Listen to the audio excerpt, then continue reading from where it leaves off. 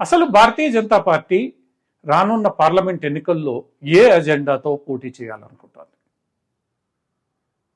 గత 4-5 దశాబ్దాలుగా తాము కొనసాగించిన హిందుత్వ అజెండా ప్రధానంగా రామ మందిర నిర్మాణం, యూనిఫామ్ సివిల్ కోడ్, 370 ఆర్టికల్ తొలగింపు లాంటి ఎన్నో సమస్యల మీదనే భారతీయ జనతా పార్టీ తన అజెండాగా మార్చుకొని ఎన్నికల్లో పోటీ చేస్తూ వచ్చింది.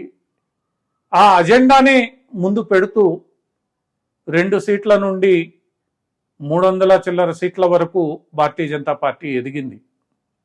ఇప్పుడు భారతీయ జనతా పార్టీ 400 సీట్ల సంఖ్యను తన మిత్రులతో కలిసి దాటాలని ఉవ్విళ్ళూరుతోంది.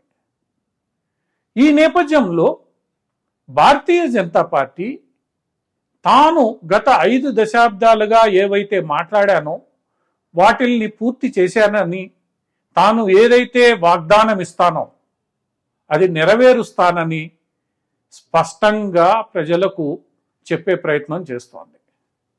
గతంలో తాను ఇచ్చిన గ్యారంటీలన్నీ తప్పక నెరవేర్చానని, భవిష్యత్తు కోసం తానిచ్చే గ్యారంటీలను నమ్మాలన్న నినాదంతో నరేంద్ర మోడీ ముందుకు సాగుతున్నారు.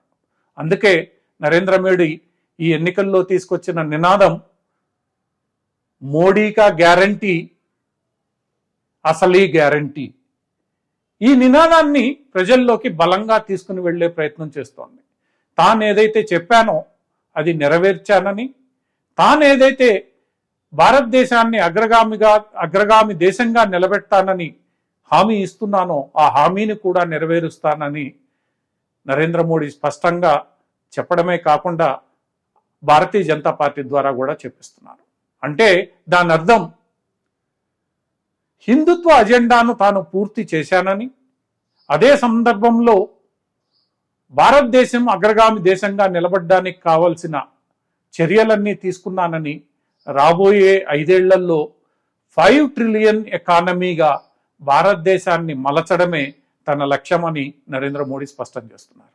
అంటే ఈ ఎన్నికల్లో గతంలో చేసిన వాగ్దానాల అమలును, రాబోయే 5 ఏళ్లలో తాను చేయబోతున్న అభివృద్ధి పనులను అజెండాగా భారతీయ జనతా పార్టీ మలుచుకున్నట్లు స్పష్టమవుతోంది. అయితే ఈ అజెండాలో వస్తున్న మార్పును హిందుత్వవాదులు అంగీకరిస్తున్నారా అంటే అంగీకరించడం లేదనే అనిపిస్తోంది. ఎందుకంటే హిందుత్వవాదులకు హిందుత్వ అజెండా లేకుండా కేవలం అభివృద్ధి జెండాను మాత్రమే మోయడం ఏమాత్రం ఇష్టం లేదు. ఎందుకంటే గత 5 దశాబ్దాలుగా ఈ హిందుత్వవాదులు ఈ అజెండానే ముందుకు పెడుతూ తమ బలాన్ని పెంచుకున్నారు కాబట్టి. అయితే రాబోయే రోజుల్లో వీరికి రుచించే అంశాలు భారతీయ జనతా పార్టీ మేనిఫెస్టోలో ఏముంటాయి? మిగిలింది కాశీ, మథుర మాత్రమే. ఇప్పటికే కాశీ కోర్టుల్లో సానుకూల ఫలితాలు వచ్చే దిశగా సాగుతోంది. మథుర కూడా కోర్టుల ద్వారానే పరిష్కారం అవుతుంది. ఇక మిగిలింది హిందుత్వవాదం, దానికి సంబంధించిన అంశాలు భవిష్యత్తులో ఏముండబోతాయి? ఇక భవిష్యత్తులో హిందుత్వవాదం కన్నా జాతీయవాదం బలంగా ఉండబోతోంది. ఈ దేశం యొక్క సర్వతోన్నాభివృద్ధి మాత్రమే భారతీయ జనతా పార్టీ అజెండాగా ఉండబోతోంది. ఈ దేశ రక్షణ, ఈ దేశానికి సంబంధించి సార్వభౌమత్వాన్ని కాపాడడం, ఈ దేశాన్ని ప్రపంచ దేశాలలో అగ్రగామిగా అంటే విశ్వ గురువుగా నిలబెట్టడమే భారతీయ జనతా పార్టీ అజెండాగా ఉండబోతోంది. ఎందుకంటే ఇంతవరకు తాను చెప్పినవన్నీ పూర్తి చేసింది కాబట్టి, హిందుత్వానికి సంబంధించిన మెజారిటీ అంశాలను భారతీయ జనతా పార్టీ నెరవేర్చింది కాబట్టి, ఇక భారతీయ జనతా పార్టీ ముందున్న ఏకైక లక్ష్యం ఈ దేశాన్ని అగ్ర దేశంలో ఒకటిగా నిలబెట్టడమే. ఆ లక్ష్యం నెరవేరిన నాడు భారతదేశం ఎంతో ముందుకు దూసుకెళ్లగలుగుతుంది, ఎంతో గర్వంగా తలెత్తుకొని నిలబడగలుగుతుంది.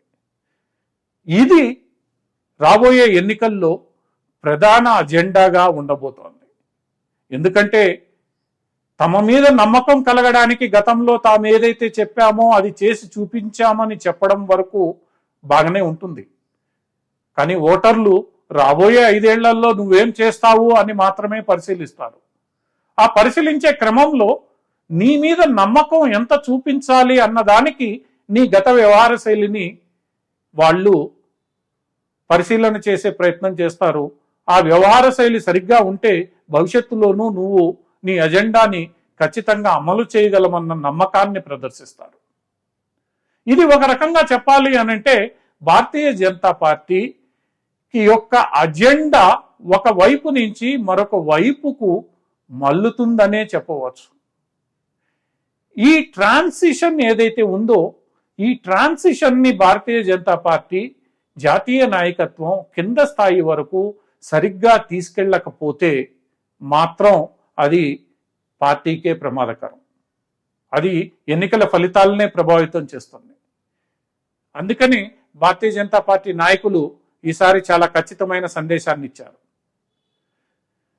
హిందుత్వం మీద తీవ్రమైన కామెంట్లు చేసి వివాదాస్పదం అవుతున్న సుమారు 40 మంది ఎంపీలకు టికెట్లు నిరాకరించారు. అందులో పలువురు సీనియర్ నాయకులు ఉన్నారు. వారిలో లక్షల మెజార్టీతో గత 5-6 సార్లు గెలుస్తున్న వారు ఉన్నారు.